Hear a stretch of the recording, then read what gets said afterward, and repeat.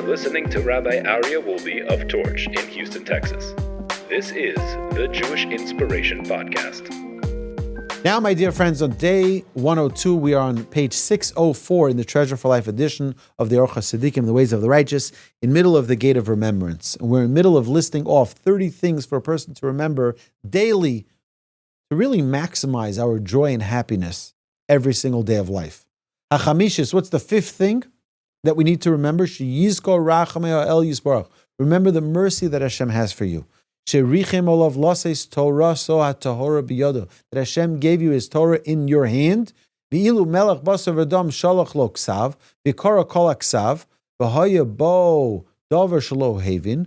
Kama haya mitztar al zeh shelo haya yodea mat tziva melech. Imagine if a king sent you a scroll for you to read, and there was something that you didn't understand in it. You'd be like, you go back to the king, it's like, oh, what did you mean when you wrote this? What did you mean when you wrote that? Yet Hashem gives us a Torah. Ve'ein safek im haya b'mekoma afilu katan shebektanim shehaya yodea lefaresh lo ma shelo havin haya memaher lo lechas elav kedei leirid lesof daita shel hamelech u'ma shetziva lo hamelech v'lo haya mizbayesh kol shekein sheyasa kein b'toras elokim chayim v'melech olam sheyavin v'yidaktek b'toraso b'kivun dato. Look how beautiful Hashem's Torah is that when we don't know something, we can ask, and we can study, and we review it, and we learn more, and we learn more, and we try to understand it, and we don't understand it, and we try even harder, and we keep on trying and keep on trying. Because Hashem is not like a king of flesh and blood. A king of flesh and blood, if he sent you a letter, and you send it back, please explain what you mean in paragraph number 3. Right? He'll be like, what's wrong with this guy? Maybe I should kill him. You're kidding? You're making a mockery of the king? But that's not the way the Almighty is. Creator of heaven and earth, who gave us a beautiful Torah. He wants us to have discourse in His Torah. He wants us to disagree. He wants us to search for truth, for understanding. In Judaism, we have questions. We ask those questions. And for every question, there are 1,000 answers. Because we're on a pursuit of truth. What a gift. What is the sixth remembrance? Hashishis. Sheyizkor im yesh bo shum ever she'avar bo al ma shetziva yotzro. That one must remember to see if there is in him any limb which transgressed his Creator's command. And he must review in his mind that everything that Hashem created, He created for His honor, and that all things that He created fulfill His command. V'yachshov al zeh shekol ma shebara Elokim hakol l'chvodo nivra. V'kol advarim shebara abora yisborach heim osim mitzvaso. Hachomer noseh maso, hachamor noseh maso, hasus v'ashor chorshim, ve'ein af yom shemordim b'adonehem. Hashemesh osa b'chol yom ma shetziva el yisborach.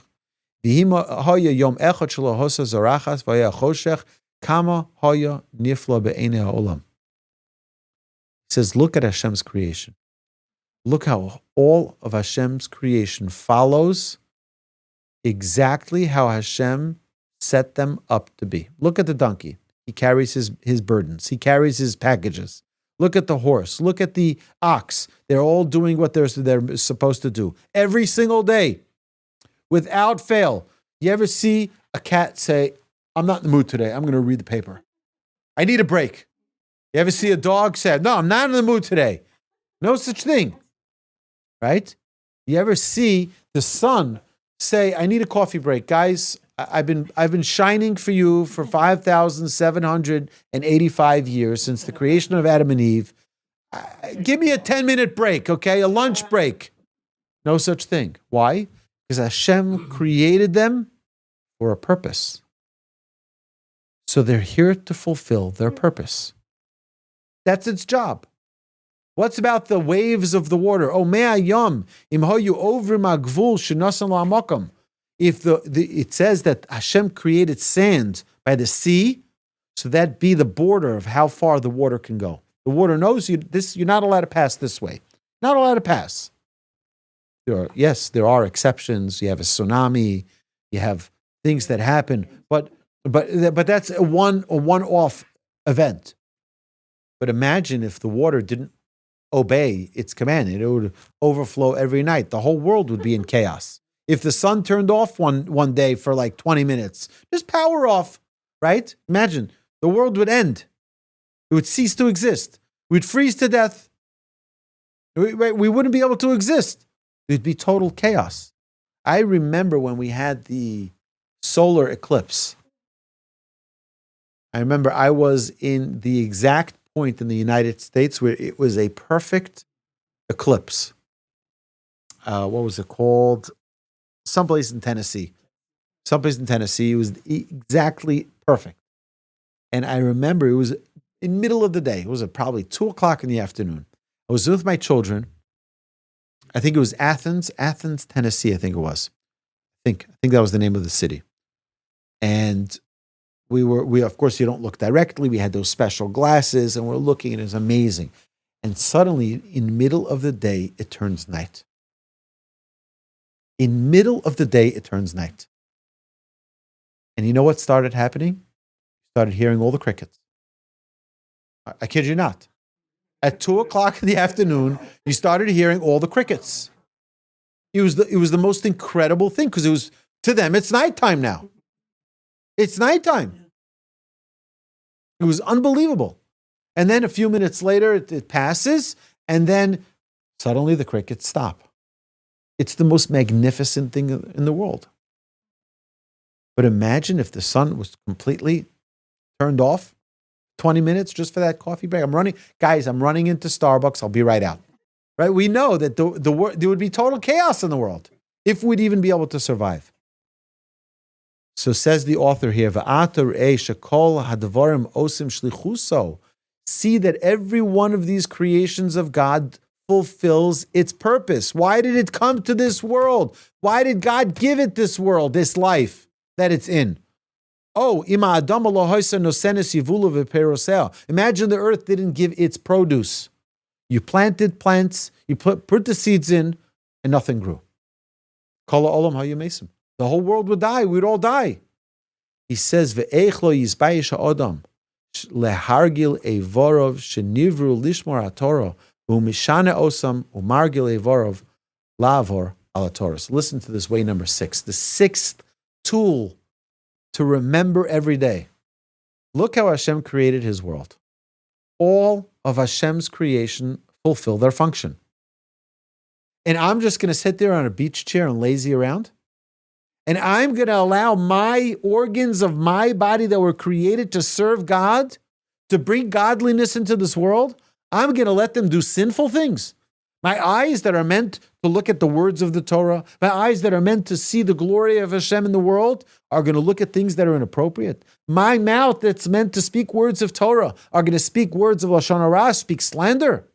Right? So this is a remembrance that the author tells us here. To remember every single day, you were given a gift. You need to maximize that gift because Hashem's creations, that's what they do. They come to this world for a purpose and they fulfill their purpose. You need to do the same. Day number 7. No, not day number 7. Opportunity number 7 to remember. Sheyizkar bi'inyonei ha'olam hazeh eved shero asher adonav meitiv imo umaspik lo kol tzorachov kama tzorach oso eved lekabel olav mora adonav ve'ahavaso sheikona lefanav v'sheyishtadeh b'kol kocho sheyimtzo chen be'enei adonav. He says, imagine a servant whose master takes care of him. He feeds him.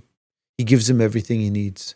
What do you think that servant will do? That servant would ensure to do everything he can to satisfy his master.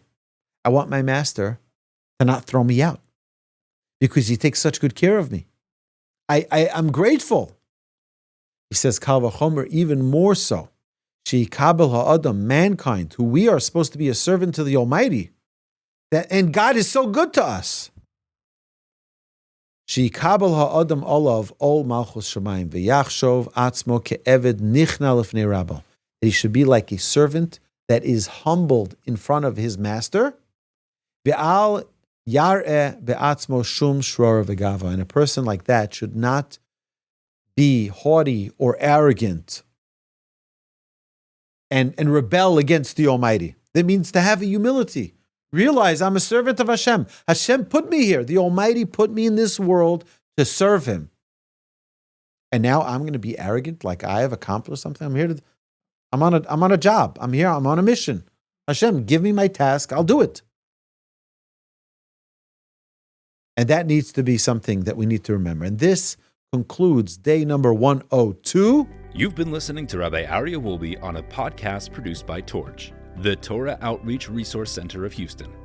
Please help sponsor an episode so we can continue to produce more quality Jewish content for our listeners around the globe. Please visit torchweb.org to donate and partner with us on this incredible endeavor.